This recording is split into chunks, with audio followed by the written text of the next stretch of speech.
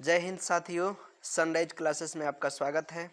फिर पुनः आज टेस्ट नंबर 3 को लेके आप लोगों के बीच में उपस्थित हो गया हूं और ये टेस्ट आपके लिए काफ़ी फ़ायदेमंद है और थोड़ा सा ये हार्ड भी है। ठीक है, तो मैंने 2 टेस्ट सीरीज कराया जो आसान था। आप लोग बहुत अच्छा स्कोर किए। किसी किसी बच्चा का उसमें 30 में 28, 25 स्कोर जा रहे हैं। ठीक है, एक लड़की है जिसका स्कोर उसमें गया था 27। तो देखिए, बच्चे बहुत तैयार कर चुके हैं, तैयारी में लगे हुए हैं। आप लोग भी इस टेस्ट को दीजिए और अपनी तैयारी को जांचिए। हाँ, आपने सही सुना, ये है टेस्ट आपकी तैयारी को जांचने के लिए। जब आप मैट्रिक बोर्ड एग्ज़ाम 2023 में एग्ज़ाम देने के लिए तैयार कर रहे हैं, प्रिपरेशन जारी रखे हैं, तो आपको ये टेस्ट देने का अभी बहुत सुनहरा मौका है, क्योंकि अब आपका एग्ज़ाम काफ़ी करीब है। क्योंकि आपको एग्ज़ाम में इस तरह का क्वेश्चन देखने को मिलेगा ही मिलेगा। ठीक है, तो कृपया आप लोग इस टेस्ट को लगाइए और अपना रॉ मार्क्स बताइए कि कितना आपका नंबर आ रहा है। ठीक है, और कितना नंबर आपका गलत जा रहा है इसको भी कमेंट बॉक्स में बताइएगा, ताकि मैं आपको और भी तरीका बता सकूं कि आपको अभी स्मार्ट स्टडी करने की ज़रूरत है। ठीक है, क्योंकि एग्ज़ाम में नंबर लाने के लिए अभी साथियों स्मार्ट स्टडी की आवश्यकता है। आप सभी क्वेश्चन को तो नहीं पढ़ सकते हैं, लेकिन आप अच्छे अच्छे क्वेश्चन को पढ़ करके आप एग्ज़ाम में अच्छा सा नंबर उठा सकते हैं।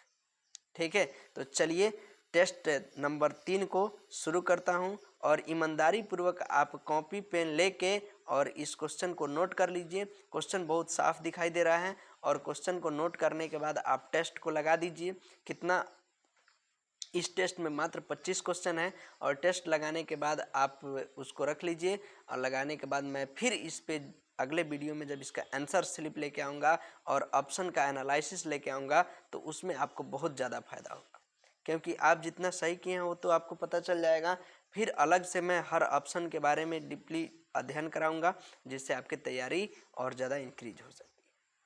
ठीक है, तो ये टेस्ट नंबर 3 है और आप लोग इस टेस्ट को लगाइए ईमानदारी पूर्वक। कितने क्वेश्चन सही हो रहे हैं, कितने गलत हो रहे हैं, उसके बाद फिर मैं जब लेके आऊँगा इसका आंसर स्लिप, तो उसमें से आप जांच लीजिए। ओके, चलिए शुरू करते हैं। क्वेश्चन नंबर 1, मानव शरीर की सबसे लंबी कोशिका। मानव शरीर की सबसे लंबी कोशिका का क्या नाम है? अस्थि कोशिका, पेशी कोशिका, न्यूरॉन और मास्टर सेल। तो आप लोग इस क्वेश्चन का आंसर अटेम्प्ट कीजिएगा option A, B, C, D में करके। ठीक है, गंगा नदी की लंबाई है। ये आपका सोशल साइंस का भी क्वेश्चन है और साइंस का भी क्वेश्चन है, दोनों का क्वेश्चन है। अब दोनों में जिसमें आ जाएगा आपको एग्जाम में, वो आप टिक कर लीजिएगा। 2000 किलोमीटर, 2500 किलोमीटर, 3000 किलोमीटर और 4000 किलोमीटर। अगला क्वेश्चन है कि द्विखंडन होता है पैरामीशियम में, अमीबा में और लिस्मेनिया में, इनमें से कोई नहीं।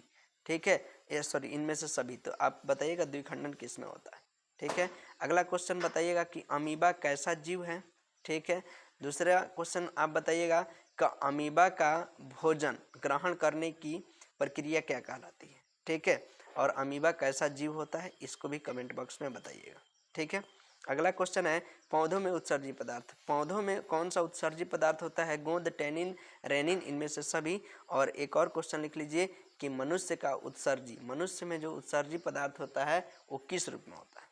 ठीक है, और एक और क्वेश्चन बताइएगा कि मूत्र में जो पीला रंग होता है किसके उपस्थिति के कारण होता है, और मूत्र में कितने प्रतिशत यूरिया की मात्रा उपस्थित होती है। ठीक है, ये उत्सर्जी पदार्थ से है, तो इसमें क्वेश्चन आप लगा लीजिएगा। अगला क्वेश्चन है आवर्धन का एसआई मात्रक क्या होता है। एक और क्वेश्चन बताइएगा कि आवर्धन का फॉर्मूला क्या होता है, उत्तल दर्पण और अवतल दर्पण दोनों में। ठीक है, आवर्धन का एसआई मात्रक बताइएगा क्या होता है। अगला क्वेश्चन है निम्नलिखित में से कौन सा प्राकृतिक पारिस्थितिकी तंत्र है। तो तालाब, फसल क्षेत्र, झील और जंगल कौन सा पारिस्थितिकी तंत्र, यानी प्राकृतिक जो परिस्थिति नेचुरल है उसमें कौन से क्षेत्र आते हैं। ठीक है, तो ये आप ऑप्शन के हिसाब से ग्रहणी भाग है। ठीक है, ग्रहणी किसका भाग है? मुख्य गुहा का, छोटी आंत का, अमाशय का, बड़ी आंत का। ये क्वेश्चन भी आप देख लीजिएगा, बहुत इंपॉर्टेंट क्वेश्चन है। ठीक है, 1 किलोवाट बराबर होता है, 1 किलोवाट किसके बराबर होता है? तो 3.6 गुना 10 के power 6 joule. Option number B कह रहा है कि 3.0 गुना 10 के power 5 joule. Option number C कह रहा है 3.6 जूल। ठीक है, ऑप्शन नंबर डी कह रहा है कि 3.0 जूल। ठीक है, तो आप इस क्वेश्चन को सही सही बताइएगा। ठीक है, 1 से 8 तक में आपके कितने सही हो रहे हैं। अगला क्वेश्चन फिर आपके सामने क्वेश्चन नंबर 9 ओपन रेडी हो गया। क्वेश्चन नंबर 9 कह रहा है कि निम्नलिखित में प्राकृतिक सूचक है। प्राकृतिक सूचक कौन है? हल्दी। प्राकृतिक सूचक कौन है जी? हल्दी, मेथिल ऑरेंज, फिनाप्थलीन और इनमें से कोई नहीं। तो आपको ये acid base and salt chapter का क्वेश्चन है और बताना है कि प्राकृतिक सूचक कौन है। ठीक है, थायराइड ग्रंथि का वजन कितना होता है? थायराइड ग्रंथि का वजन थायराइड ग्रंथि कहाँ पाई जाती है, इसको भी बताना है। ऑप्शन में आपको दिया है 2, 3, 4, 5 ग्राम में होगा ये। ठीक है, लेकिन आपको क्वेश्चन बताना है कि थायराइड ग्रंथि कहाँ होती है और क्वेश्चन बताना है कि मिश्रित ग्रंथि के नाम से किसे जानते हैं। क्वेश्चन लिखिए, मिश्रित ग्रंथि के नाम से किसे जानते हैं।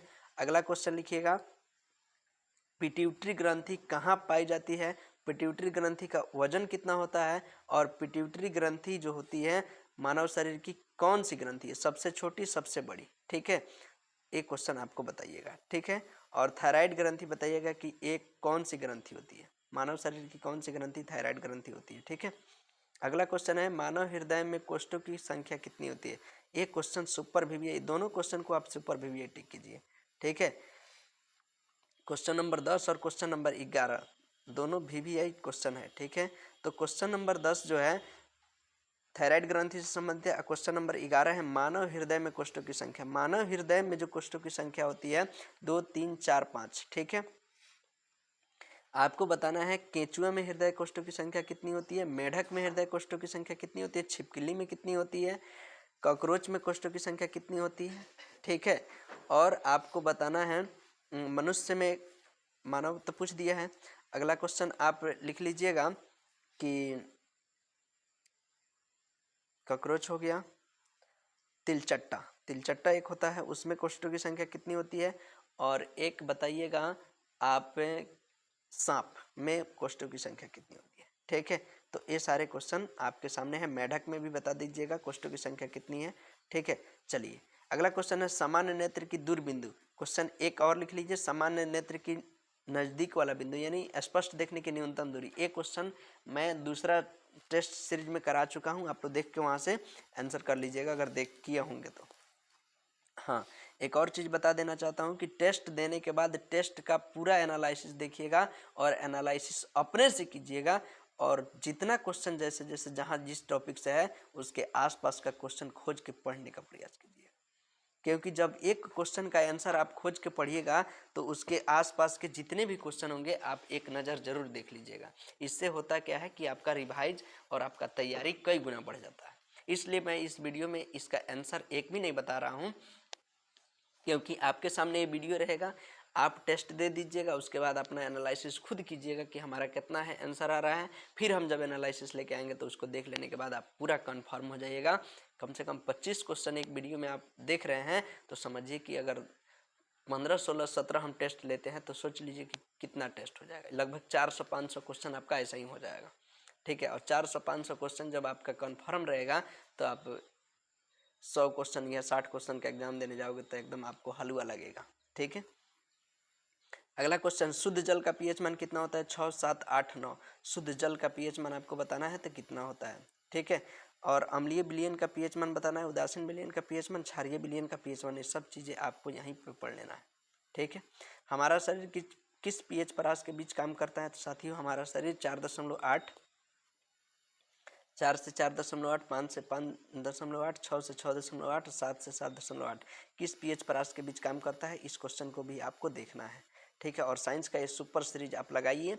मैं आशा विश्वास के साथ कह रहा हूँ कि मैट्रिक बोर्ड एग्जाम 2023 में आप जरूर अच्छा से अच्छा मार्क्स से फ्लो कीजिएगा।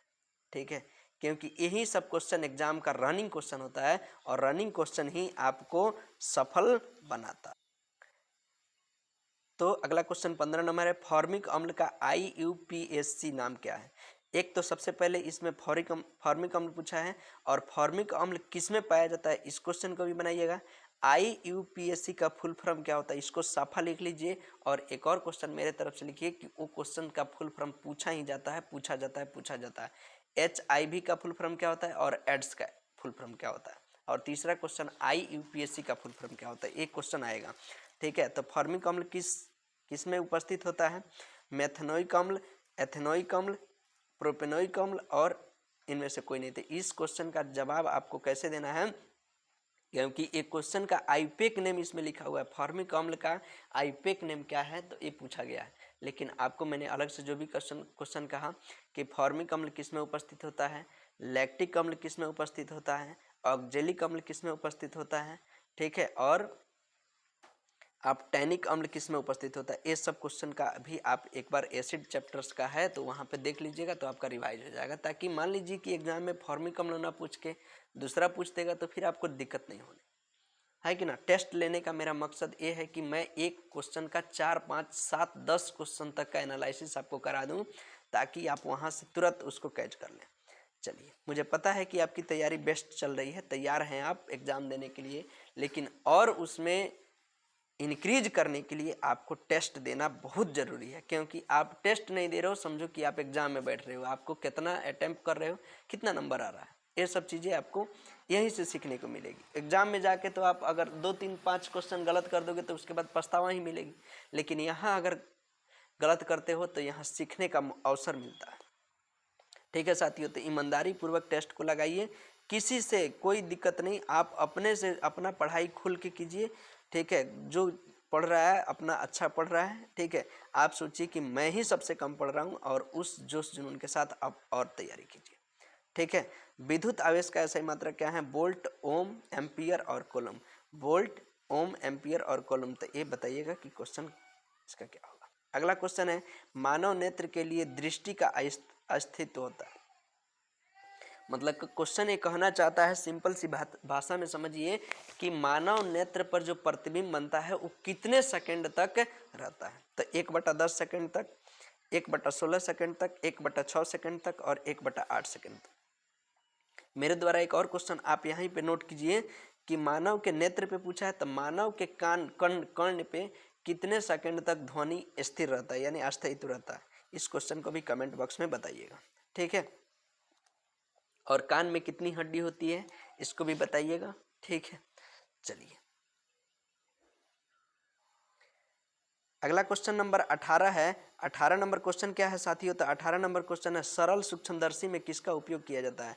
तो सरल सूक्ष्मदर्शी में उपयोग जो किया जाता है वो उसका उपयोग किया जाता है अवतल दर्पण, अवतल लेंस, उत्तल दर्पण, उत्तल दर्पण। साथियों इसमें एक क्वेश्चन में ऑप्शन में थोड़ा सा रॉन्ग है। ठीक है, आप 2 दर्पण बना लीजिएगा और 2 लेंस बना लीजिएगा, क्योंकि इसमें 2 दर्पण, 3 दर्पण हो गया, 1 लेंस हो गया, तो आप इसमें कन्फ्यूजन रह सकते हो। तो यहीं पे आप एक बना लीजिए, उत्तल दर्पण हो गया, अवतल दर्पण, अवतल लेंस, अवतल दर्पण। इसको काट के बना देता हूँ मैं, ऑप्शन को इसको बना देता हूँ, 1 मिनट में बना देता हूँ ऑप्शन को, आपको दिक्कत भी नहीं होगी। इसको आप उत्तल लेंस लिख लीजिएगा, लेंस। ठीक है, लेंस लिखिएगा तभी क्वेश्चन आपका बन पाएगा, नहीं तो नहीं बन पाएगा। चलिए अब इतना हिंट दे दिया मैंने, आप समझ ही चुके होंगे कि आपका आंसर क्या होने वाला है। ठीक है, चलिए अगला क्वेश्चन है, विद्युत चुंबकीय प्रेरक का खोज किसने किया था। सुपर VVI क्वेश्चन ए अटेम्प्ट कीजिए आप अपने से, बहुत अच्छा प्यारा सा क्वेश्चन। यहाँ से क्वेश्चन तो आएगा ही आएगा एग्जाम में, आपको कोई नहीं रोक सकता। ये क्वेश्चन लिख लीजिए, फैराडे, मैक्सवेल, एम्पियर और फ्लेमिंग, ये चारों वैज्ञानिक का ऐसा नाम है कि यहाँ से क्वेश्चन एग्जामिनर का एकदम प्यारा सा ये लोग हैं। ठीक है, समझिए कि एग्जामिनर के हार्ट का ये वैज्ञानिक सब है। तो क्वेश्चन कहीं ना कहीं आपको यहाँ से देखने को मिलेगा। विद्युत चुंबकीय प्रेरक का खोज किसने किया था, तो फैराडे, मैक्सवेल, एम्पियर और फ्लेमिंग।